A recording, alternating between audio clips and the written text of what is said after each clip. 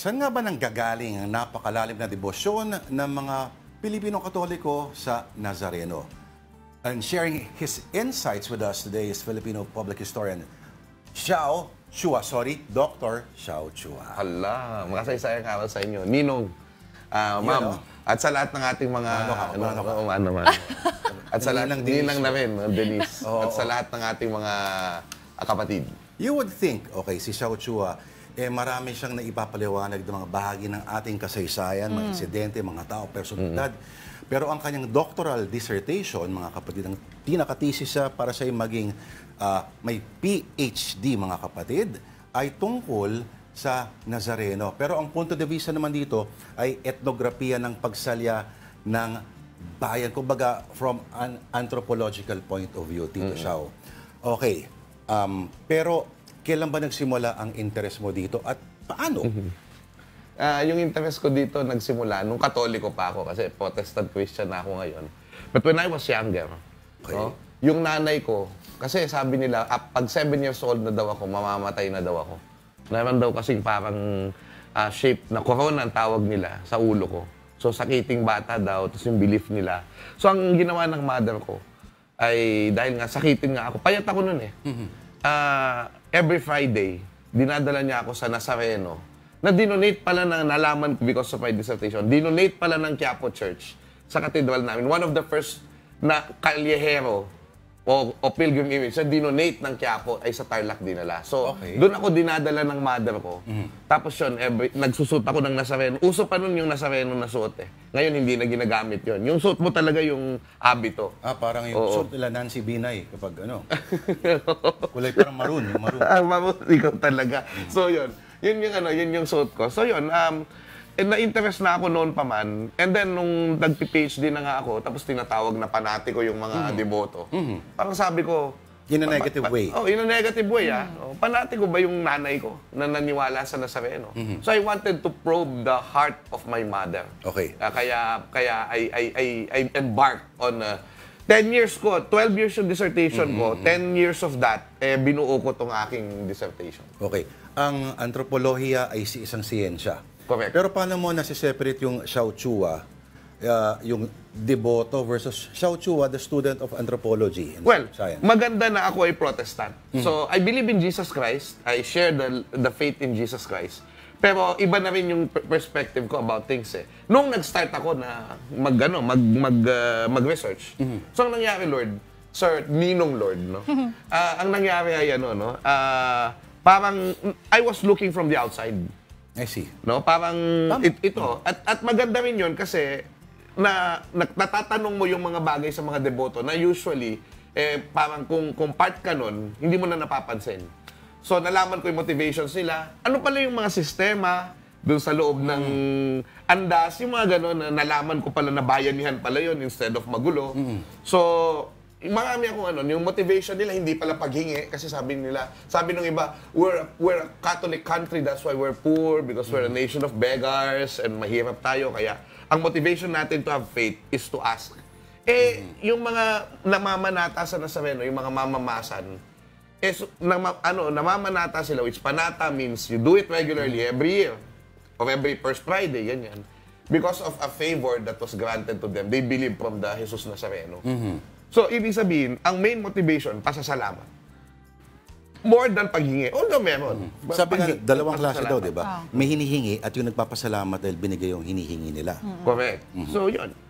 Okay, but I want to go back to what you mentioned also na kaya mo inumpisahan to is because may question na, teka lang, panati ko ba yung nanay ko? Pero marami pa rin ang nagsasabi, given now what you know, what you've heard from the devotees, what are your thoughts about people still looking at the devotees as mga ganun, panatiko? The problem is, ang problem kasi we impose, yun naman lahat, doon tayo lahat nag-start, yun yung default natin eh. We impose our beliefs on other people. So kaya nga kapag Nazareno, every year, dyan na lumalabas yung, sumasamba kayo sa Diyos-Diyosan, no? Kaya naghihirap ang Pilipinas, ganyan, etc. etc. Now, of course, ako, mas nuanced na yung pagtingin ko dyan eh. Naniniwala ako ngayon, based sa aking pag-aaral, na hindi naman yung kahoy ang sinasamba ng tao. Although, of course, as Filipinos, naghalo na nga yung syncretism, naniniwala ang mga sinaunang Pilipino sa mga power ng objects. So kaya yung object, yung itself, may power yon. Pero maganda yung sinabi ni Igan, Arnold Clavio, na parang lang yung cellphone. Pagkausap mo yung nanay mo, wala sa ibang bansa, yung cellphone, yun ang nakikita mo. Pero ang kausap mo talaga yung nanay mo. So parang ganon, yung china-channel natin, yung communication natin, o yung experience natin to the divine, yung transcendental experience. No? Parang ano lang yun, na ganun. Kumbaga sinasabihan mo ng I love you, hindi naman yung telepono mismo. Hindi. Ganun yun. Aha. So, pero mahalaga yung telepono. Aalagaan mo yan kasi ito nga yung channel mo. So, parang ganun yung nakikita natin dito. Yun yung paliwanag na pwede nating makita. Pwede rin ba sabihin niya na ito ko sa paring puppet na kamukha niya at siya, magkaiba rin yun? Oo, meron ding sariling Magkaiba. persona yung Arn na Arn, di ba? Okay. Sorry. Interesting sa thesis niya, na sinulat ni... actually, pwede mo dapat i-upload yan para mabasa ng marami, no? Within that whole community pala, ay may power struggle din, Tito Xiao. May mga grupo na sabihin natin, nagtutulig saan, hindi naman for control, pero for ano nga ba? Ganun na rin. Ano? Parang control na rin, no? Pero ganito, kasi lahat ng human institution may politika. Let's accept that. At hindi naman tinatago ng mga ihos to. Kaya nga sila nagkaroon ng 6 na grupong ihos del Nazareno sa Quiapo.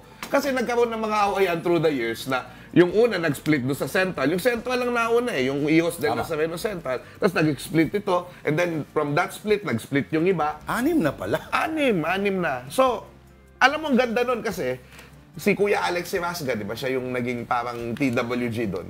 Siya yung dahilan kung bakit nakapag-interview ako ng IOS. So, iniipon niya kasi gumagawa din siya ng documentary and book, yung coffee table book o art book, ginagawa na namin. Ano? Pero sabi niya, inalaw niya ako na gamitin din yung mga hindi magagamit doon sa aking dissertation. So, nag-in-interview namin. Alam mo, nag-away sila sa harapan namin yung mga presidente. Sa harapan namin, nag-away. Iba invention. Ito yung nangyari dyan. Hindi, ito. Pero, ito yung sinabi ng isa. Nakikita niyo po kami na ganito, Doc, Professor. Pero, pagdating po sa Nazareno, iisa po kami. At kita natin ito kapag translasyon. Kasi despite all their parang, na ngayon medyo na pag-uusapan nila, maganda yung banding, yung mga ginagawa kasi nila ngayon, may mga banding sila, may mga out of town, ganun. Seryoso? Oo. Tapos sila doon, happy-happy. Kasama naman talaga yun eh. Pero yun na nga, nagkakapag-banding sila. Pero noon, yun na nga, kahit may mga hidwaan silang kaunti, kapag translasyon, may torno. Ano yung torno? Doon sa procession, ang laging una at huling torno, sa simula at wakas, ay yung central. Ios din lang sa Nazareno Central. Tapos, sa ruta, yung mga tao na nasa paligid ng andas, nagpapalit yun. Bawat yung 6 na yun, sila yung nagpapalit. Kaya may pintuan yun eh. So, pag torno na nung isa, sila naman yung papasok. So, yun yung nangyayari. Kumbaga, wala bang isang grupo nung 6 na branches na yun, ang supposedly ang namumuno? Lahat sila ba pantay-pantay o lahat sila agree na yung central? Yung parang primus inter pares yung central. Gets. O kasi sila yung parang gatekeeper. Tapos yung central, meron yung special na balangay. Naka-pink. Naka-pink. Kanina naka-pink din eh. Pink talaga? Oo, pink talaga. Ang tawag sa kanila Spartan. Yung Spartans, sila yung sumasalya kapag di ba nag-block yung andas. Sila tutulak nila yun yung salya. 1, 2, 3 gaganon yung salya. Tapos sama-sama tutulak para ma-push. Pero yung ginagawa nila, yung pinakamaganda, yung Spartan din, yung balangay ng Spartan. Kasi pag pumasok na yung senior sa simbahan, sasabay yung mga 10,000 tao. Papasok ng simbahan. So ang trabaho ng Spartan, para maiwas yung tao na mag-crowd sa simbahan at mapunta sa mga side chapel para lumabas, sila yung parang 300 mo.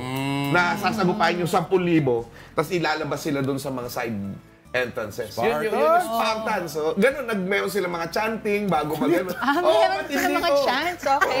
At yan na rin, di ba nakita niyo yung away ng pulis kanina doon sa Ayala? Yan. Oo, parang sasabihin nyo magulo. Pero alam nyo, ang gulo-gulo sa Quiapo, ganyan.